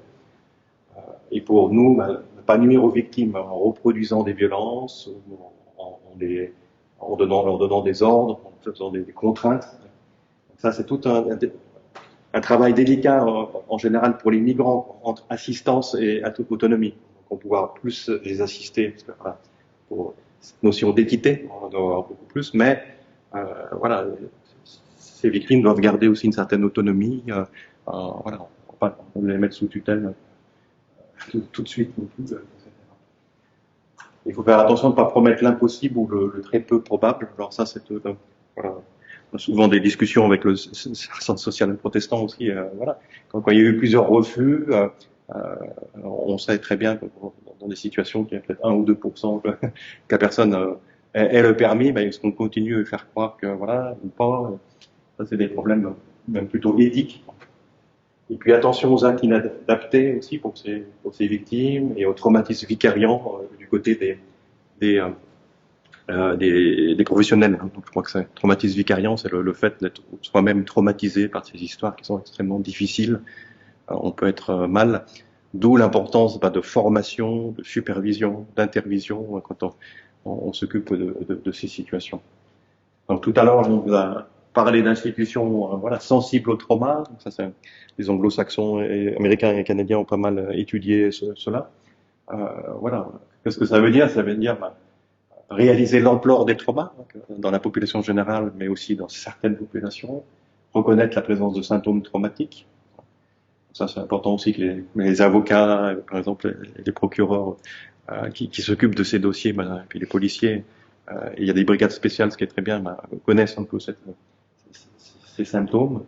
C'est aussi répondre aux besoins des personnes traumatisées en leur offrant des interventions qui sont vraiment spécifiques, et puis résister nous-mêmes à retraumatiser les personnes. Ce qui n'est pas forcément évident. Hein. Régulièrement, nous, on reçoit des courriers d'avocats en disant, voilà, de manière assez générale, pas que pour les victimes de traite, mais voilà, veuillez voir cette personne pour avoir un rapport très rapidement, ce qu'on en a besoin, et puis nous, on ne va pas faire cracher le morceau aux gens comme ça de manière très, très, très rapide, parce que ça serait néfaste pour leur santé. Donc, nous, c'est d'abord leur santé d'abord, et puis voilà, donc c'est important de tenir compte de toute la trajectoire de vie des personnes. Les personnes, c'est pas uniquement aussi une victime de traite ou une victime d'autre chose. Voilà. Et puis ne pas oublier que leur réaction d'évitement aussi par rapport au système, ça peut être une stratégie d'adaptation, une conséquence des traumatismes vécus, mais d'où l'importance aussi qu'il y ait des formations dans ce domaine. Très bien, très bien. Je réponds volontiers aux questions. C'est tout un programme. Non, merci beaucoup, docteur. Je pense qu'il y aura des questions. Est-ce qu'il y a quelque chose à ajouter, docteur? Non, je pense que ce qu'on peut rajouter, c'est qu'il y a vraiment une complémentarité comme ça. Et c'est vrai que, alors, évidemment, que le stress post-traumatique complexe, c'est quelque chose d'extrêmement complexe, comme on l'indique. Et le stress post-traumatique simple, c'est le plus simple. Et du coup, il y a une complémentarité entre différentes structures, d'autant plus que, et ça on ne l'a pas forcément dit, qu'on a des patients, et notamment quand ce sont des patients migrants, qui peuvent avoir une vision très stigmatisée de la psychiatrie, en disant chez nous la psychiatrie c'est pour les fous, moi un psy je ne veux pas y aller, etc. Ou alors éventuellement ils sont passés une fois aux urgences psychiatriques, puis on leur a dit bon bah ok, et donc du coup je pense qu'il y a un travail comme ça qui peut être parfois un travail un peu de préparation qui peut être fait dans l'une de nos structures, au sein du service de programme de santé migrant, on a un grand pourvoyeur de patients pour la consultation pour victimes de torture et de guerre.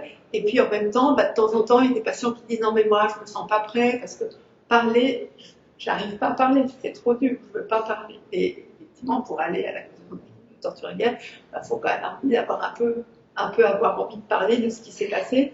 Donc, on reprend nous, ou alors il y a ces approches un peu alternatives, comme l'évoquait Emmanuel, qui peuvent être des approches psychocorporelles. J'en ai pas beaucoup parlé, mais effectivement, on a essayé de développer ça dans notre unité avec une psychomotricienne qui est vraiment, enfin, souvent la souffrance, elle s'exprime beaucoup par le corps, et du coup, cette psychomotricienne, elle peut écouter cette souffrance et en faire quelque chose, sans forcément que ça passe par les mots, c'est très intéressant.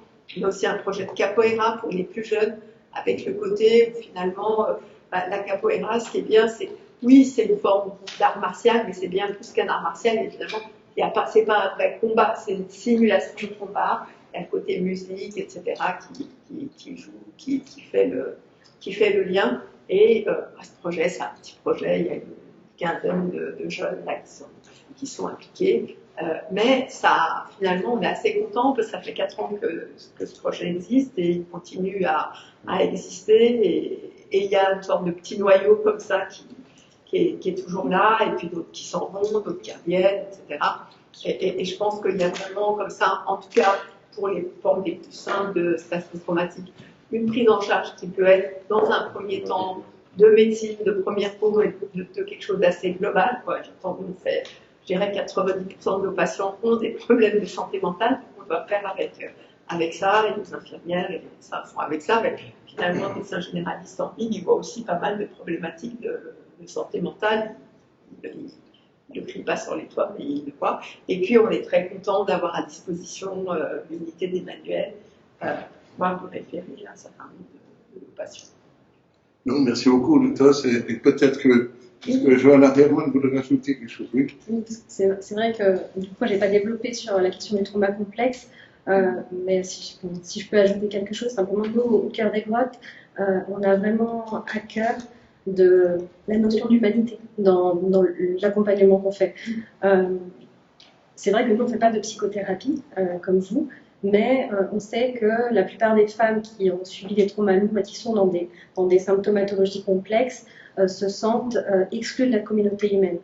Et je pense que si nous, on transmet quelque chose aux équipes, c'est vraiment de les sentir à nouveau parmi nous. Et pour ça, il y a tout un travail de posture. Pour ça, il faut qu'on travaille au quotidien à ce que les collègues soient dans une authenticité, dans un lien, dans un accueil inconditionnel avec ces personnes-là. Voilà. Et cette notion-là, elle est assez simple, mais en même temps, elle est essentielle. Voilà. Donc ça, c'est la première chose. La seconde, je vais peut-être un petit peu prêcher pour ma paroisse, mais je pratiquais de l'EMDR en cabinet.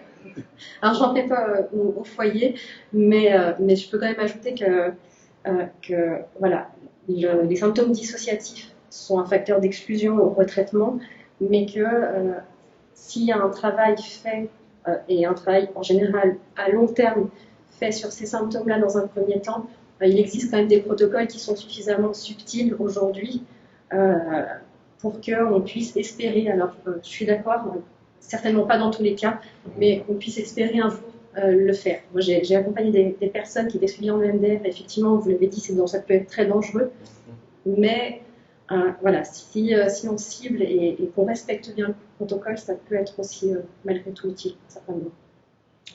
Merci beaucoup. Est-ce qu'il y a une réaction à ça? Oui, oui. C'était une présentation très intéressante.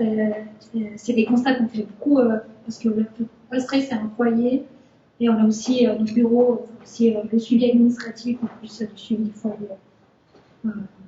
avec les bénéficiaires. C'est des constats qu'on fait tout au long du suivi, vraiment à différentes étapes du suivi. Alors, autant qu'on va faire un dépôt de plainte, même pour des choses aussi très simples, c'est-à-dire les premières démarches peut-être un peu administratives, la personne à la confiance, etc. Vraiment à tous les niveaux, je dirais même après le suivi.